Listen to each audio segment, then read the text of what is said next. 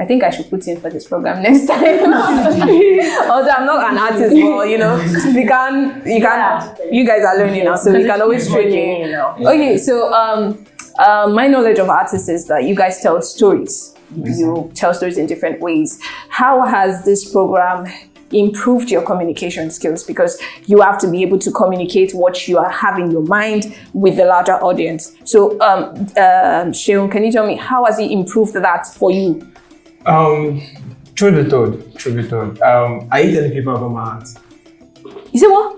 I hate telling people about my art. Like, why? The meaning, like the deep meaning about my art, because some of my art are personal stories of people, like true life stories of people. Okay. So I'm like, oh, this is my work. It's Scream, it's titled Scream. So go figure it out.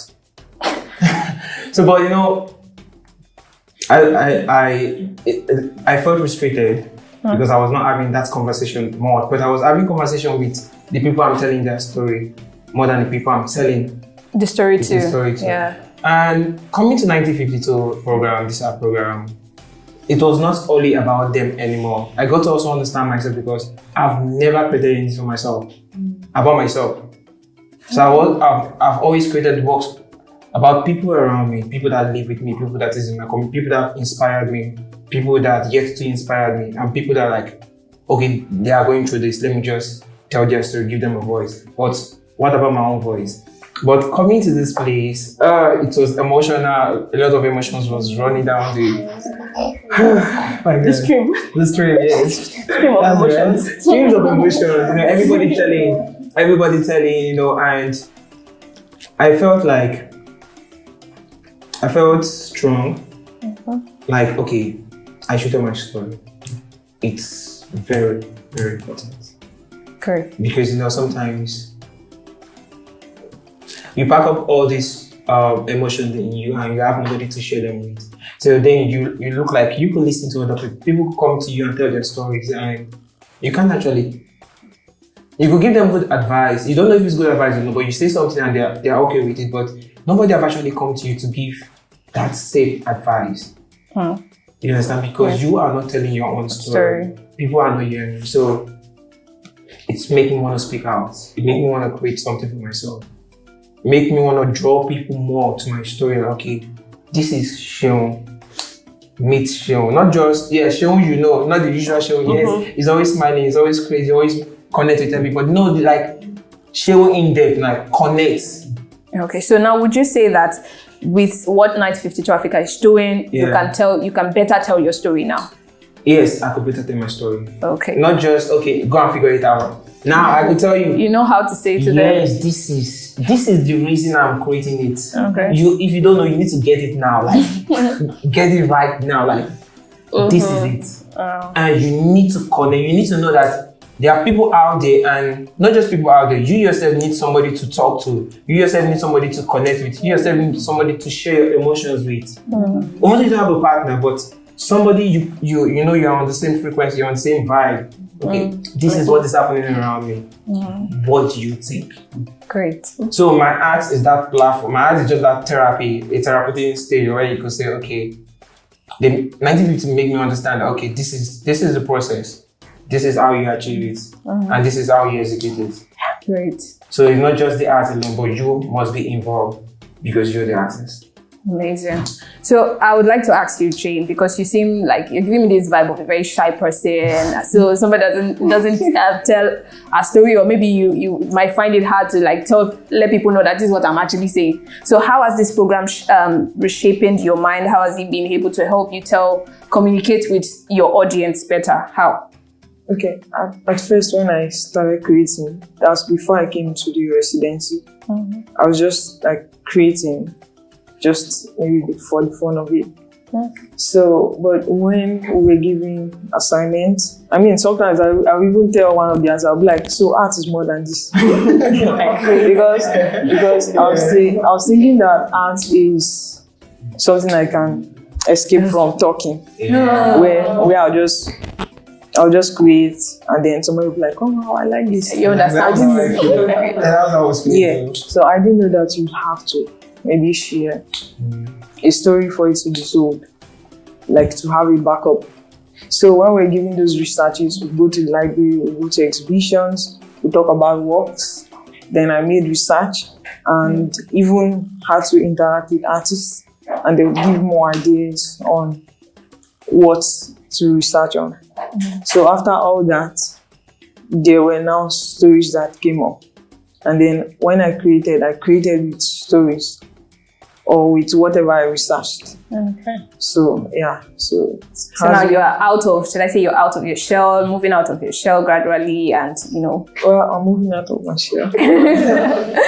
Great. So, okay, I would like for you all to answer this question. What is your opinion on the valuation of artists generally, the global treatment of artists? How do you think artists are valued in the way they are supposed to in Nigeria or beyond the shores of Nigeria? Do you think you are given the fair treatment, the treatment that you deserve, or the valuation that you deserve? No. Is it just here in Nigeria or? I will start from Nigeria. Okay. I won't say the word in general because I've not been to other Africa places. or Africa in general. Africa, I've not been to other places, but I'm in Nigeria and I'm going to talk about Nigeria. Okay. So I would say my opinion, right?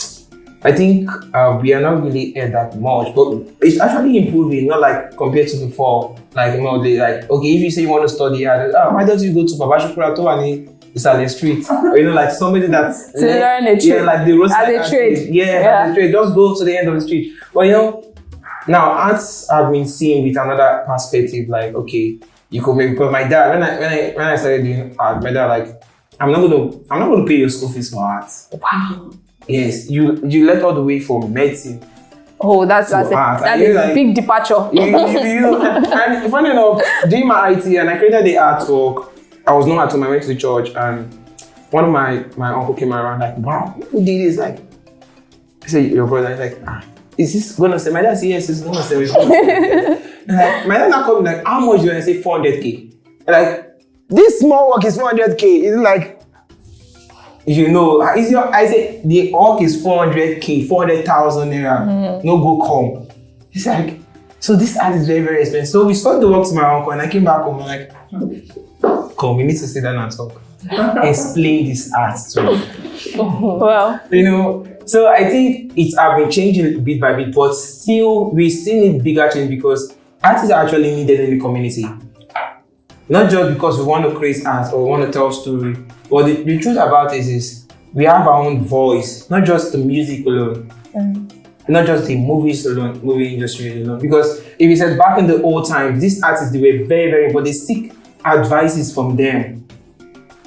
Some of these artists even wrote some of the books we're using today. Sure. Like the Human Anatomy, the first artist that designed the Human Anatomy book, Da Vinci. You understand? Some of these artists make weapons. These people were very, very important, but today we are not actually that much. So in Nigeria, oh my God, if you don't know person, to know another person, you feel no self. But taking the focus away from Nigeria, let's move Africa as a whole. Do you think African artists are valued the way a non-African artist would be valued? If you put Ademola and a Sheo, and then you put them next to Da Vinci or Picasso, do you think you'll be valued on the same level? Same level? Yes, we can be valued. Like, but are you being valued right now? Currently, I would say no. But we can be valued. So we just have to own it. Like, we have to earn it. Yeah, that's it. It's. I feel like it is also a work on. It's not just the industry on its own, the outward industry. We have to do it. Like, it is a responsibility on our part to do it. So before they start seeing you as something valuable, you have to see yourself as such. So then you will speak and create art that are valuable. Great. And when you tell the story, you put it to their face that it is valuable. So I think it begins with us, not just someone coming for the sake of, let's just make art, let's just make African art valuable. And it goes beyond mask. African art goes beyond mask. We have emotions too. We have emotions to express too. It goes beyond mask. So I feel like, it's also a work on our part. Like, we have to see, we don't have to continue that reading of African art is not valuable, but we have to start, we have to change it. So it is when we change it, then that is when they start seeing us like that. Okay. Yeah. Amazing. Because I, for one, would do you have something to say? I have something to say. Oh, okay. Yeah. In addition to what she said, I believe that as Africans, we have lots of stories to tell. If we can leverage on the power of storytelling, musicians sing and their voices are heard. Performing artists, they act and their voices are heard, the movie industry. And then for the visual art sector, we can tell our stories, we can tell our stories visually. And I believe that artists art is a lens to many possibilities. Art can be used as an advocacy strategy, as a therapy, as a tool for communication. And then if, I feel like art is a language that even the deaf, the blind can understand. Do you understand me? So why shouldn't we tell our stories through our arts as Africans? We have lots of stories from our history to our culture. And, sometimes we don't value these things. We have to start valuing ourselves first as artists. And then other people would value us too. So and I also think that artists change the face of design in a society. Yeah.